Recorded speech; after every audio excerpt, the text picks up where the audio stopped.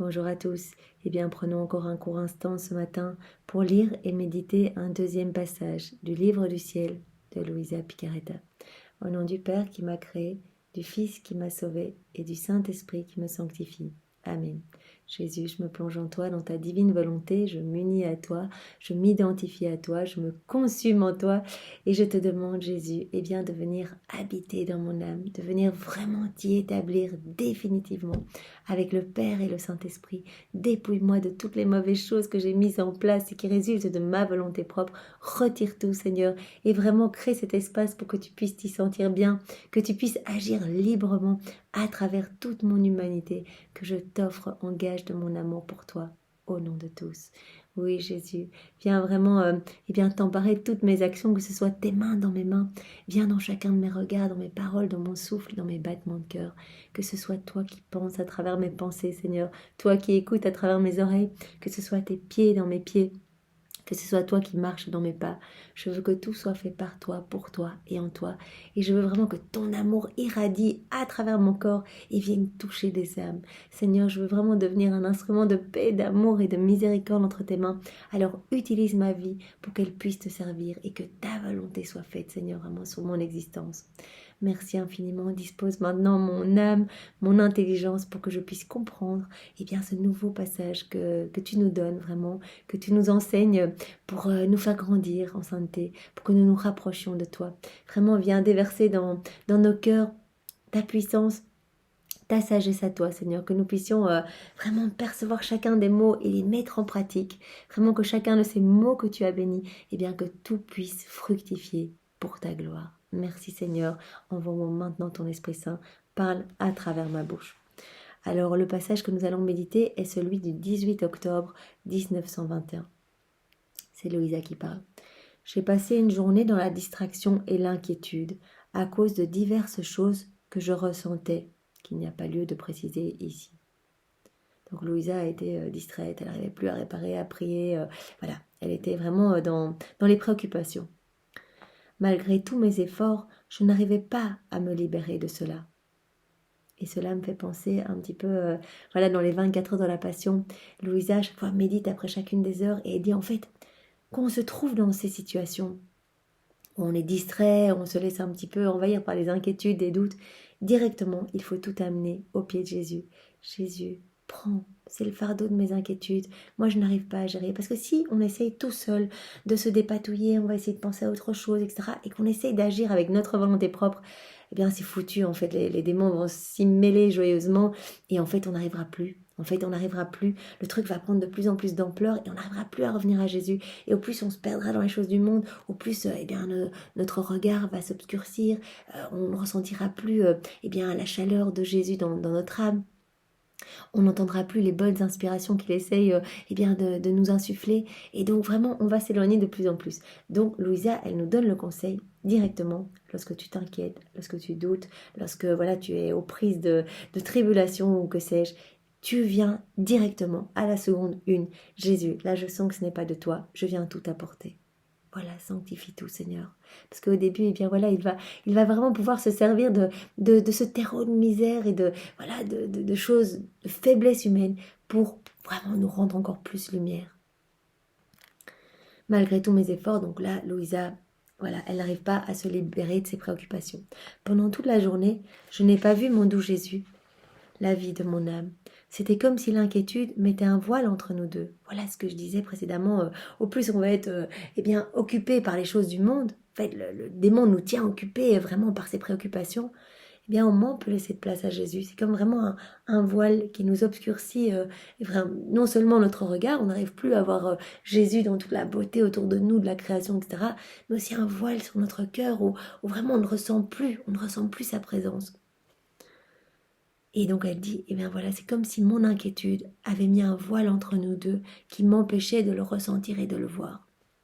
Finalement, tard le soir, mon esprit fatigué se calma.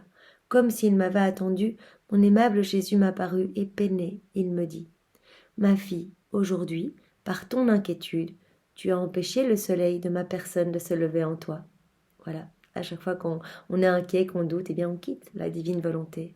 Et donc on se remet un petit peu dans les noirceurs du monde. Et donc on empêche le soleil divin de grandir en nous, puisque dès que nous nous unissons à Jésus, dès qu'on fait un acte dans la divine volonté, il y a une magnifique lumière, un soleil étincelant qui jaillit de notre âme vraiment, qui vient éclipser les ténèbres autour de nous, qui met en fuite les démons et qui apporte vraiment des grâces et des bénédictions à tous les hommes autour de nous, mais pas que dans le passé, dans le futur et les âmes du purgatoire. Je dis voilà, dès que tu es aux prises de tes tristesses, de tes doutes, de tes préoccupations, eh bien tu empêches le soleil de ma grâce, le soleil de ma divine volonté de se lever dans ton cœur. Tes inquiétudes dressent un nuage entre toi et moi. Donc Jésus parle lui-même de ce filtre, de quelque chose qu'il y a entre nous et Jésus quand on doute, quand vraiment on reste dans nos pensées. Il y a vraiment comme ce nuage qui nous empêche de le voir et qui empêche les rayons de descendre en toi, les rayons de sa lumière, de son amour, de ses bénédictions. Si les rayons ne descendent pas, comment peux-tu voir le soleil ? Si tu savais ce que cela signifie d'empêcher mon soleil de se lever, et quel grand mal cela est pour toi et pour le monde entier, tu éviterais avec grande prudence d'être inquiète de nouveau. Il dit voilà, et tu dois éviter d'être inquiète, il le dit à Louisa, parce que si tu voyais bien tout ce que tu manques quand tu ne fais pas un acte en union avec moi, quand tu es préoccupé par les choses du monde, eh bien mon soleil ne se lève pas en toi, et donc vraiment quel grand mal cela est pour ton âme, mais également pour toutes les âmes, pour le monde entier, puisqu'il y a vraiment des retombées, et le Seigneur s'adresse à chacun de nous quand nous nous unissons à Jésus. C'est absolument magnifique, les rosées bienfaisantes et bénéfiques, vraiment les bienfaits qui vont pouvoir retomber sur toutes les âmes de toutes les générations, y compris dans le ciel, au purgatoire, et aussi pour les saints qui regagnent une gloire nouvelle, etc. Donc si vraiment on avait connaissance de cela, eh bien on éviterait vraiment à tout prix de tomber dans ces questions, dans ces questionnements, dans ces préoccupations, etc. On viendrait directement tout remettre au pied de Jésus en disant, voilà, occupe-toi de ça. C'est normal que nous chutions, c'est normal que nous doutions, mais nous devons tout amener à Jésus et lui va vraiment s'occuper de nous. On doit s'abandonner entre ses mains et lui va venir sanctifier tous ces moments de noirceur. Mais il faut le faire au tout début, sinon après c'est fini. Il y a le voile, il y a le nuage, on ne voit plus, voilà. Il fait toujours nuit pour les âmes inquiètes. Le soleil ne se lève jamais. Donc le Seigneur nous appelle vraiment à nous gorger de sa paix, à lui faire confiance. Lui vraiment c'est la source de tous les bienfaits et il veut tout nous donner. Il veut notre paix, il veut le salut de nos âmes et donc il veut vraiment nous remplir de lui, en fait, de tous ses attributs divins. Mais ce n'est pas possible si vraiment, si nous sommes remplis des choses du monde. C'est pas possible. Pour une âme inquiète, eh bien le soleil de Jésus, le soleil de sa divine volonté ne peut pas se lever. Il ne se lève jamais. Au contraire, chez les âmes paisibles, calmes, c'est toujours le jour. Mon soleil peut se lever à toute heure, car l'âme est toujours prête à recevoir les bienfaits de ma vue. Donc quelque part, être dans le calme, être dans la paix, permet d'accueillir Jésus et vraiment permet de l'inviter dans toutes ses actions. Quand on est inquiet, eh bien on ne pense pas à appeler Jésus, on est vraiment rempli de notre sujet, on y pense tout le temps, on a envie d'en parler à tout le monde, on a envie d'appeler nos amis, on a envie de... Voilà, on ne pense pas à Jésus. Et donc le soleil de ses grâces ne peut pas se lever dans nos cœurs. Tandis qu'une âme paisible, eh bien, va voir les choses avec détachement, va dire je m'abandonne entre les mains de Jésus. Lui, il va gérer la situation. Voilà, il a une vue détachée, il a une vue globale de tout et il sait vraiment ce qu'il y a de meilleur pour moi.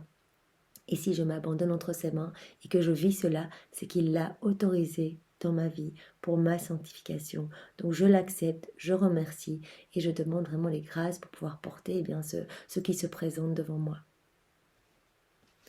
L'inquiétude n'est rien d'autre qu'un manque d'abandon entre mes mains. C'est vraiment ça. Quand on est inquiet, c'est qu'on ne s'abandonne pas, qu'on a envie de revenir un petit peu dans nos volontés propres et essayer de gérer la situation nous-mêmes. Je te veux si abandonné entre mes bras que rien ne puisse te déranger. Quels que soient les obstacles, quel que soit ce qu'il y a de dur que nous allons vivre, eh bien le Seigneur nous appelle à rester calme et paisible, comme un petit enfant entre ses mains, entre ses bras. Voilà, un nouveau-né entre ses bras. Vous voyez, un nouveau-né, il s'abandonne. Il ne se soucie pas de savoir s'il est dans les bras d'un enfant de 5 ans qui va peut-être le lâcher ou quelque chose comme ça. Non, il est là et il s'abandonne, il fait confiance. Je m'occuperai de tout. Donc vraiment, c'est ce que nous avons vu également dans ce moment d'amour que nous avons pris pour Jésus juste avant, où nous avons lu les paroles que Jésus a données à Sœur Josépha, à Sainte Faustine et à Léandre Lachance. Il a demandé vraiment cette confiance, cet abandon entre ses mains pour qu'il puisse faire de nous ce qu'il a prévu de faire pour nous. Puisque vraiment nous avons un chemin à suivre et le Seigneur sait vraiment quelle voie nous devons emprunter pour revenir à notre place d'enfant de Dieu et pour vraiment être lumière. Il voit bien que cette vie ici, de toute façon, c'est rien du tout par rapport à ce qui nous attend après. Alors ce qui lui importe le plus, c'est vraiment notre sanctification. Donc, il suffit de lui faire confiance et de remercier, même si c'est dur. Jésus, merci. Merci, je sais que tu es là et que tu portes avec moi. Et il nous dit, je m'occuperai de tout. Sois sans crainte, ton Jésus ne peut rien faire de moins que de prendre soin de toi et de te protéger contre tout. Bien, moi, j'ai vraiment envie de remercier Jésus. Là, maintenant, quand je lis ça, je me dis, mais c'est tellement chouette, en fait, de pouvoir... on a tous des petites choses difficiles, de pouvoir complètement se laisser aller, avec une confiance totale entre les mains de Dieu qui sait le meilleur pour nous, qui veut le meilleur pour nous. C'est magnifique, il va nous protéger en tout, il va vraiment éloigner les forces du mal. Si nous restons unis à lui, les démons ne pourront plus nous attaquer. Tu m'as coûté beaucoup. Nous avions vu bien dans le passage précédent combien on a coûté à Jésus, les 34 années de sa vie depuis son incarnation, la seconde une de son incarnation jusqu'à sa mort. Tout ce qu'il a refait, il a divinisé toute nos vies, il nous a vraiment sanctifiés pour vraiment que nos âmes soient sauvées. Et beaucoup crachent sur ce cadeau, beaucoup n'en veulent pas et courent se perdre. Dis, mais combien tu me coûtes? Combien tu me coûtes? Et combien on a coûté à notre maman du ciel qui nous a vraiment donné, qui nous a donné Jésus en fait pour notre salut. Alors vraiment, nous pouvons faire confiance. Nous pouvons faire confiance. Il nous aime infiniment avec un amour infini et il veut le meilleur pour nous. J'ai investi considérablement en toi. Je suis le seul à avoir des droits sur toi. C'est vrai, Jésus est le seul qui peut avoir des droits sur nous. Et si les droits sont à moi, j'ai la responsabilité de toi. Donc, il nous dit qu'il va s'occuper de nous, puisque il a tous ses droits sur nous, nous sommes ses enfants et il veut le meilleur pour nous. Et donc vraiment, il nous appelle à cet abandon. Par conséquent, sois en paix et ne crains pas. Donc vraiment, ce message ce matin, c'est vraiment éloignons toute inquiétude, confions-les entre les mains de Dieu et remettons toutes nos misères, tous nos fardeaux, au pied de la croix de Jésus, dans ses mains. Et nous pouvons vraiment lui demander cette grâce d'un plus grand abandon, cette grâce de l'humilité, parce que vraiment c'est le passage, c'est la voie royale, l'humilité. C'est très difficile de s'abandonner si on est rempli de nous-mêmes, rempli d'orgueil, rempli des choses du monde. Alors vraiment, demandons cette grâce de pouvoir mourir à nous-mêmes pour laisser toute la place à Jésus et vraiment le laisser diriger nos existences et nos vies. Au nom du Père et du Fils et du Saint-Esprit. Amen. Soyez tous bénis et passez une belle journée. Au revoir.